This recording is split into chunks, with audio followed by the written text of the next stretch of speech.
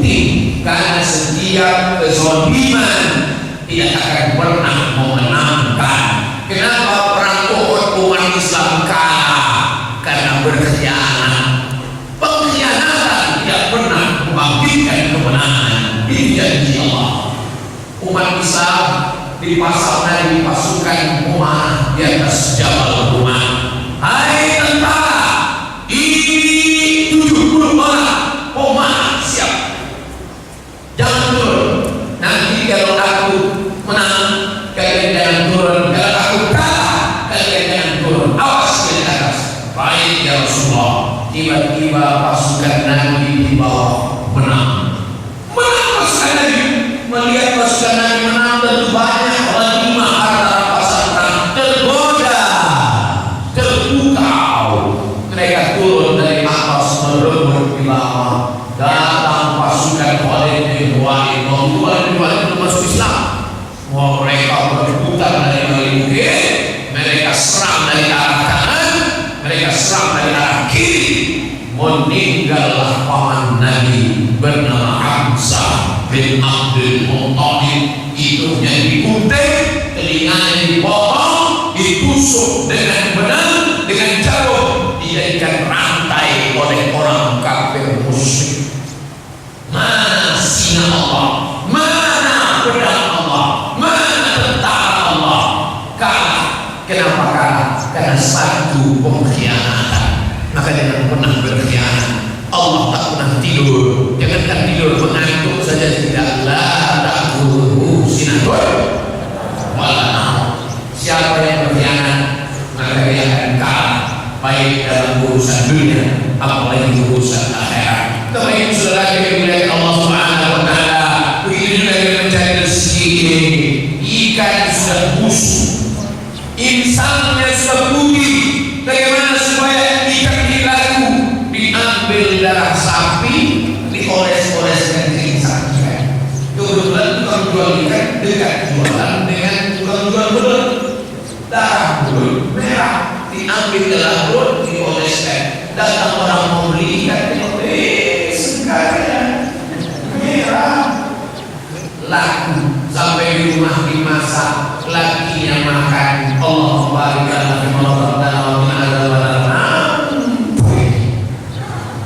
kemana belanja kasih kau belikan musuh. Mengamuk mereka di rumah gara-gara siapa? Gara-gara pedagang yang berkhianat. Makanya ada satu surat khusus untuk orang yang ingin cari duit, tapi dengan cara tipu-tipu, bohong-bohong. Apa kata Allah? Wailul lil mutaffifin. Celaka orang yang memain-mainkan timbangan.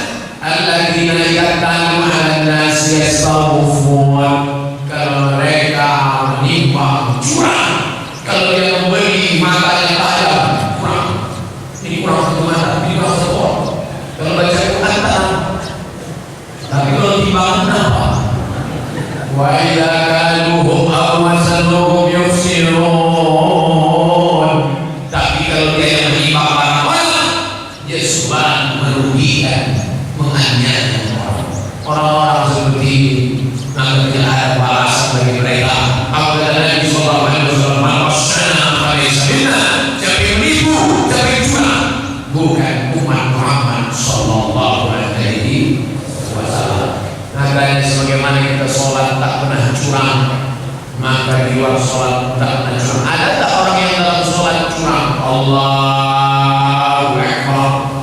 Alhamdulillah, bismillahirrahmanirrahim. Alhamdulillahi rabbil alamin. Ar-Rahmanir-Rahim. Maliki yaumiddin. Iyyaka na'budu wa iyyaka nasta'in. Allahu Akbar. Tanya semua, memang kenapa enggak selesai? Diskon. Tak ada. Biar lengkapkan sampai akhir. Dia bacakan ayat. Sabbi isma rabbikal a'la. Alladzi khalaqa fasawwa walladzi qaddara fahada walladzi akhrajal mar'a faj'alahu ghusaan ahwa. Karena Islam mengajarkan kita jangan pernah berkhianat. Begitu juga dengan masalah duit yang masuk ke kota.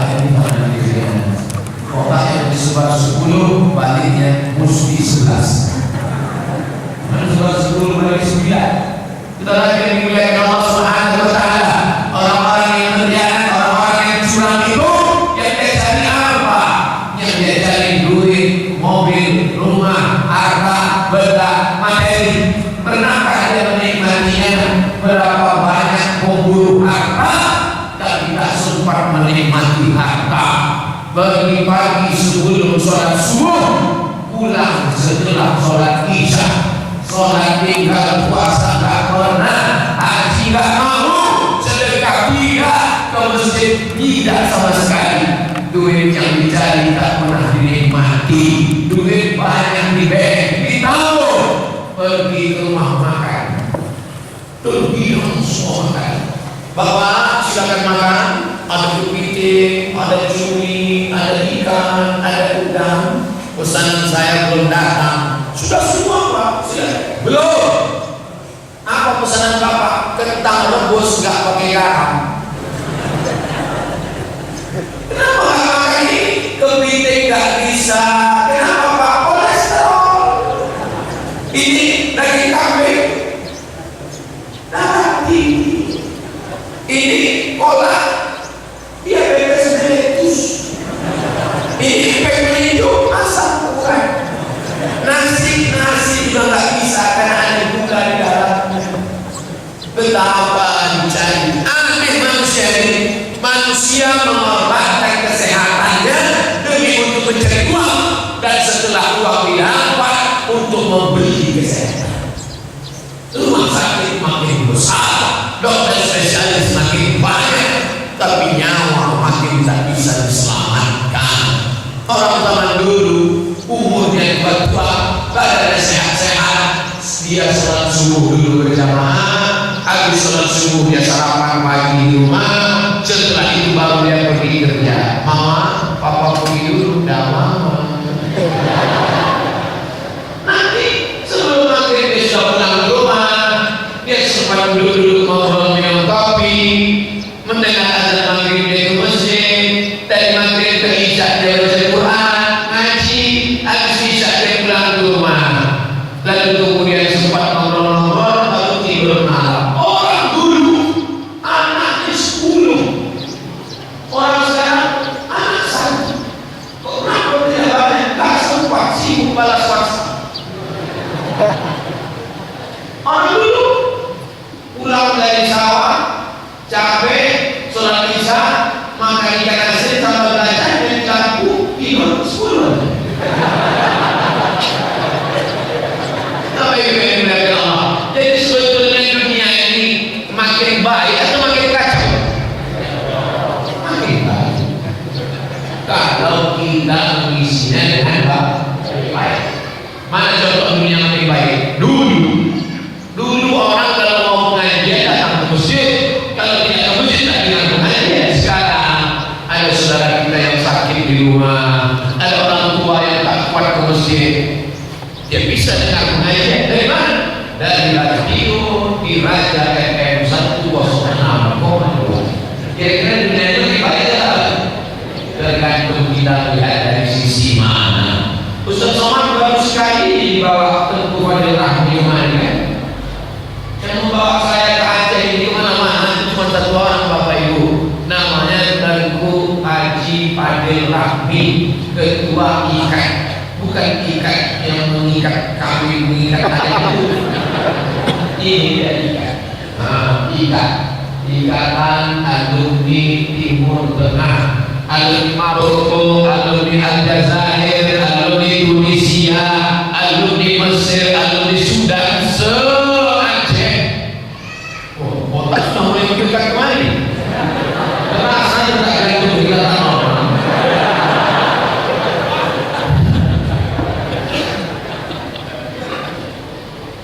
Maka ketua Ikatan Alumni Timur Tengah ini Tengku Haji Fadil Rahmi. Saya banyak-banyak ucapkan terima kasih Tengku Haji Fadil Rahmi. Kalau bukanlah karena beliau, Ustaz kenal beliau ini di mana? Oh, pertemanan kami sudah lama Bapak Ibu. Tahun 1993, 26 tahun yang lalu, ketika kami masih sama-sama sekolah di pesantren Darul Hafidh. Cuma senior saya, kakak kelas saya. Setelah itu pergi ke Mesir, dia 96, saya 98. Di Mesir lagi kakak kelas juga. Kemudian setelah itu pulang, saya pulang ke Riau, dia pulang ke Aceh. Dia jadi tengku, saya jadi ustaz.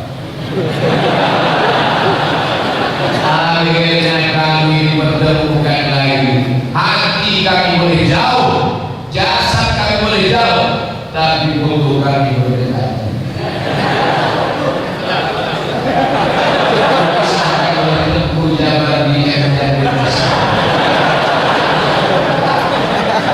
Masya Allah, alhamdulillah. Tapi beliau waktu kakak kelas saya, dia rendah hati. Kata dia ke tukang digital printing untuk adik kelas saya itu buat gambar dinosaurus. Dia kurus. Biar jamaah yakin. Sedangkan aku kata dia buat adik gambar dinosaurus. Kata dia usah. Dia beratnya 100 kilo. Saya 50 kurang sedikit. Tapi walaupun kami berbeda asal, satu Melayu Riau, satu Aceh, berbeda pula fakultas Syariah Hukum Islam, saya Usuluddin, berbeda pula panggilan, saya dipanggil Ustaz, itu pun tak pernah lengkap sampai ujung, cuma ujung aja us. Tapi kami tetap bersatu dalam amal soleh, bersatu dalam iman, bersatu dalam Islam. Saya kalau udah mau tanya dekat hilang masih berasa. Bagus kita kasih duit seperti ini.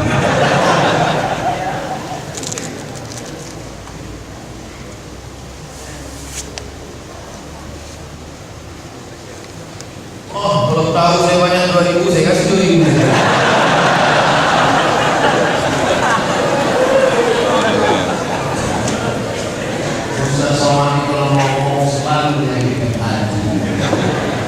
Insya Allah Bapak Ibu maafkan semua segala salah saya dulu. Sedikit aja. Setelah kemudian Allah SWT dari mulai gelap dari sini sama tak nampak orang gelap dari rupanya di luar jendela banyak. Masya Allah. Padahal itu Bapak teras masjid itu dibuat untuk perempuan yang sedang haid.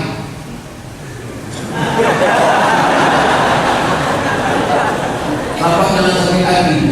Saya cuma mau menyampaikan dalam masa ini perempuan sedang haid tak boleh masuk masjid. Makanya masjid-masjid di Aceh itu dibangun oleh arsitek yang tertinggi. Sekarang banyak masjid tak ada teras. Kalau masjid tak ada teras, gimana perempuan haid mau mendengarkan pengajian? Coba tengok masjid di Aceh, pasti ada terasnya. Untuk apa? Untuk perempuan haid. Tapi di Ganda Pura, tempat perempuan haid itu pun diisi oleh laki-laki. Saking kan semangatnya sholat berjamaah. Sholat subuh ini, sholat subuhnya saja. Kalau sudah sholat subuhnya seperti sholat Jumat, maka Palestina tak lama lagi akan merdeka. Takbir! Saya masih takbir itu untuk ngetes jamaahnya anak muda orang tua. Jadi bunyi takbirnya anak muda. Kalau anak tua bukan takbir. Setelah kemudian Allah Subhanahu wa Ta'ala, maka kalau kita mau menjaga supaya rezeki ini tetap diturunkan Allah, tidak ada cara lain dengan sholat berjamaah, ramaikan masjid, silaturahim tetap dijaga. Assalamualaikum warahmatullahi wabarakatuh. Assalamualaikum warahmatullahi wabarakatuh. Saya pagi, saya tunggu, saya pak, bersalaman. Sebelum sholat salaman, boleh. Selesai sholat salaman, mantap. Habis doa salaman, baik. Yang tak boleh sedang sholat salaman. Saya tak boleh.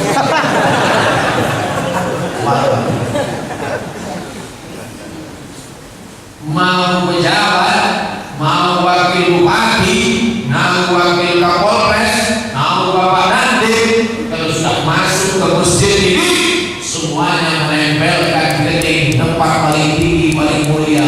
Allahu Akbar. Walaupun lantainya belum dikasih terang,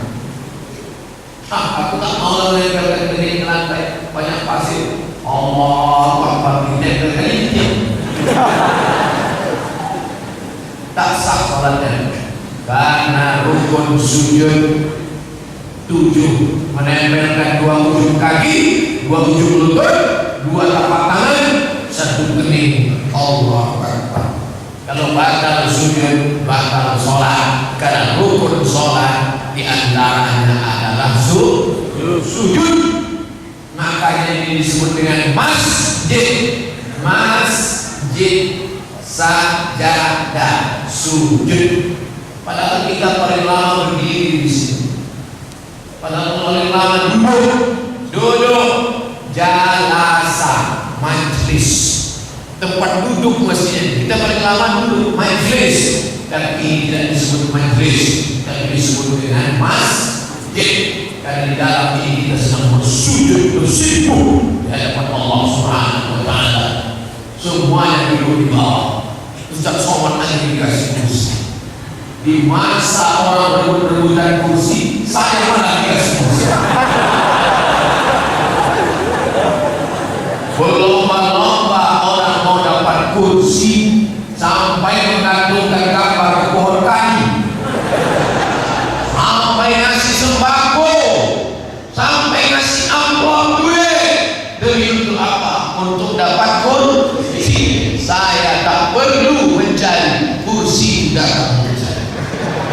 Kira-kira siapa yang paling sombong? Sombong. La yadkhulul jannah, tak masuk surga. Man kana fi qalbihi, siapa yang dalam hatinya mithqal habatin min khardalin min kibrin, siapa yang dalam hatinya ada sombong sebesar biji sawi, tak mencium bau surga. Abdul Somad, engkau kami kasih kursi bukan mulia, tapi supaya tinggi, karena ibu-ibu mau menengok dari jauh.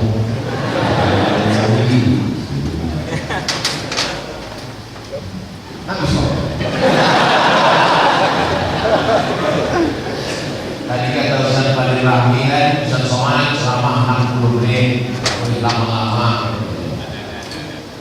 Ada anak, mereka memperbaiki serikat kebocoran. Apa hukumnya jika seorang tengku Ustaz mengumpulkan KTP sebagai data, memberikan uang agar pemilih cair?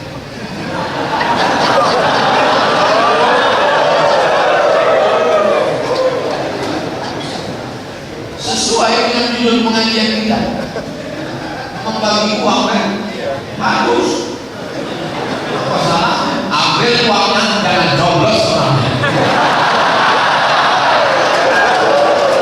Allah Akbar. Ambil ini. Kalau ada ustaz bukan ini, jamaah, bapak RT, bapak RW, bapak kecil, tolong mengumpulkan KTP, saya mau bagi-bagi duit. Siap.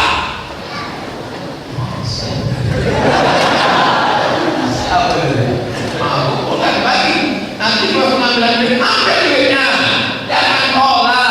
Yang ada kan doa tolak bala, tolak duitnya, ambil duitnya, bawa ke Masjid Gandapura, berikan semen.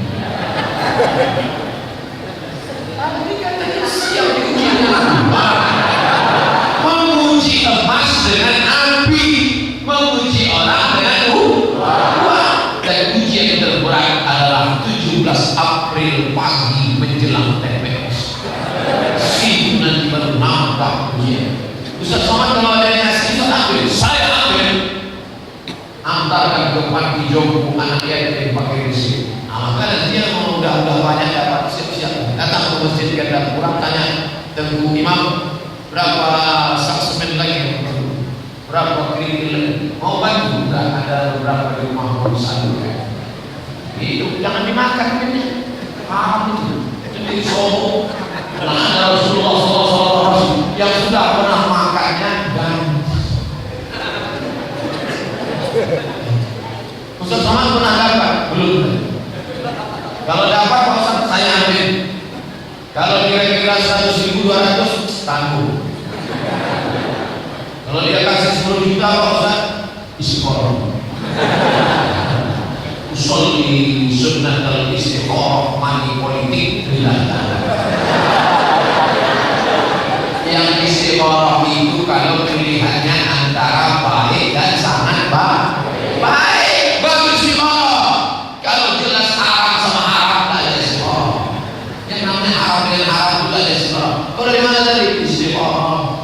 antara apa? Antara lagi sama anjing.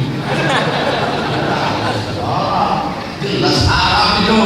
Duit haram itu tidak boleh dimakan. Kalau itu nggak boleh dimakan, belikan tempat mobil aja. Jangan meletup di dalam mati kodol. Kalau itu berikan ke air minum aja Pak Ustaz. Doa tidak dikabulkan Allah. Bagi kota berdoa, Allahumma hdina fi man hadais wa afina fi man afait. Doa tidak dikabulkan Allah gara-gara makan haram. Dapat duit disebarkan oleh bapak, mengumpulkan KTP 100.000 dibelikan ke beras, masuk rice cooker jadi nasi disuap sepiring jadi darah haram masuk ke badan. Belum makan haram, baru cerita haram aja udah rusak.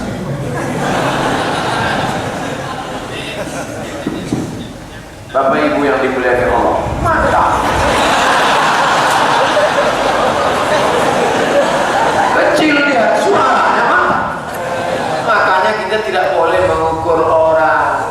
Ada caleg itu besar, duitnya sedikit. Ada caleg itu kecil, duitnya besar. Mantap. Memang mesin ganda berat tak siap, tapi ini lompat banyak. Apa yang dimuliakan Allah Subhanahu wa Ta'ala. Oleh sebab itu maka jangan sampai duit haram dilokasikan ke mulut anak-anakmu. Antarkan kemana? Panti asuhan anak yatim Muhammadiyah. Ustaz tahu dari mana? Itu ada tulisan. Tapi katanya duit haram. Kenapa kita kasihkan duit haram ke anak yatim? Duit ini haram kalau dimakan anak istri kita. Tapi kalau kita kasihkan ke umat, ini duit ini milik umat, dibalikan kepada umat. Duit umat dibalikan kepada umat. Anak yatim itu umat, masjid ini umat. Duit umat balikan kepada setelah saya pikir-pikir Pak Ustaz. Ya, apa yang kau pikir? Saya ini perempuan juga.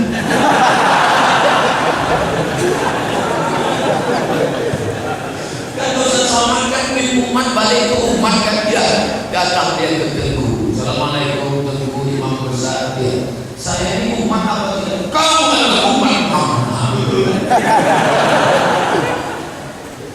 Ingat, kau boleh memain-mainkan dalil, tapi Allah Maha Tahu. Allah tak pernah tidur.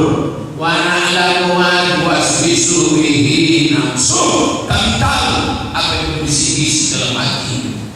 Kau tahu, engkau sudah memain-mainkan hukum, wahai Teguh, wahai Ustaz. Kau sudah memain-mainkan dalil, kami tahu. Assalamualaikum Teguh. Waalaikumsalam.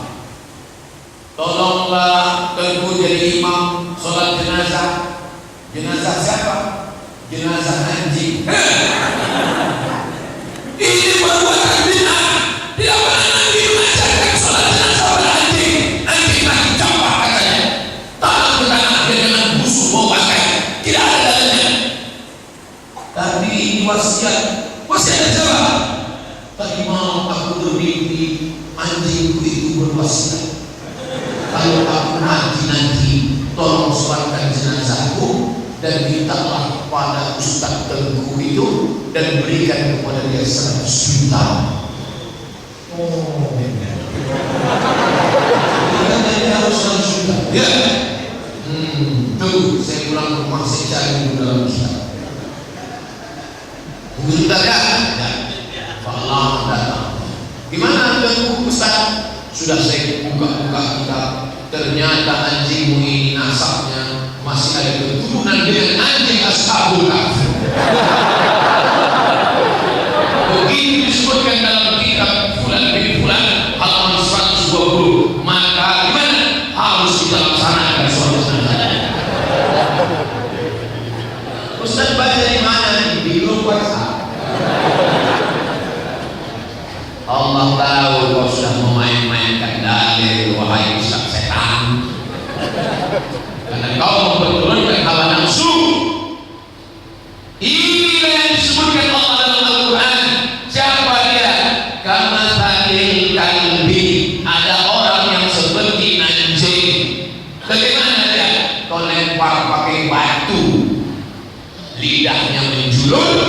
kau biarkan intatruhu yalhas, kau biarkan pun autatruhu yalhas, kau biarkan pun lidahnya tetap menjulur, kau lempar batu pun lidahnya tetap menjulur. Allah cerita anjing itu tentang siapa? Walakinnahu ahlada ilal ardi wattaba'a hawa, yang menurunkan hawa nafsunya, maka dia seperti seekor anjing. Allah bercerita tentang seorang laki-laki yang punya ilmu agama, dan ilmu agama itu dia menurunkan hawa nafsunya. Itulah dia seorang bernama Bal'am. Bukan dalam tafsir namanya Bal'am. Saya belum pernah jumpa orang pas ceramah, kenalkan nama saya Bal'am. Karena Bal'am adalah tokoh agama. Kalau politikus jahat, orang tahu ini jahat. Kalau ada orang kaya jahat dan benar, orang tahu ini jahat. Tapi kalau tokoh agama menjadi penjahat, dia bisa mencarikan dalil-dalilnya untuk money politik. Nauzubillah. Mudah-mudahan Allah menyelamatkan kita dari money politik. Amin. Ini jawab jujur bahwasanya ya, dari lubuk hati yang paling dalam. Kalau nanti kalau mau diupload, jangan dimasukkan cerita bohong. Pernah tak sudah dapat money politik? Ustaz Somad, nanti malam datang acara pertemuan para kiai, ustaz dan dai. Tapi dalam hatinya ini pasti ada bagi-bagi duit politik. Dalam hati saya juga datang lama, saya datang. Dalam hati jangan datang. Ini duit politik. Kata yang satu, datang. Terima aja. Akhirnya saya datang. Jadi sampai datang. Mulailah mereka bermantu. Mari kita dukung. Mari. Wah, kayu sarung. Kayu sarungnya biasa di balik kayu sarung itu.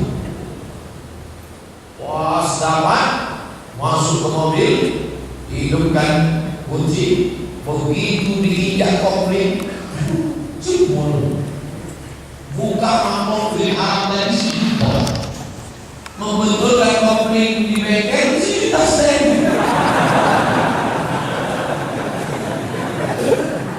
Nah, dalam hal itu berkata, betul kan Soman? Kau rugi 500 kan? Main Arab kita akan kemana? Makanlah dia. Arab. Tiba-tiba sakit aja jantung koroner. Orang pakai cincin di sini, kan di sini. Orang naik mobil 120 nyantai. Kita baru 40. Makanlah duit Arab. Duit Arab itu akan keharam juga berbunyi. Apa namanya? Duit anggur dimakan setan. Nauzubillah. Jadi bisa teman serius jangan kita makan. Ambil uangnya, jangan beri orang lain. Setuju? Selesai. Ceramah selesai.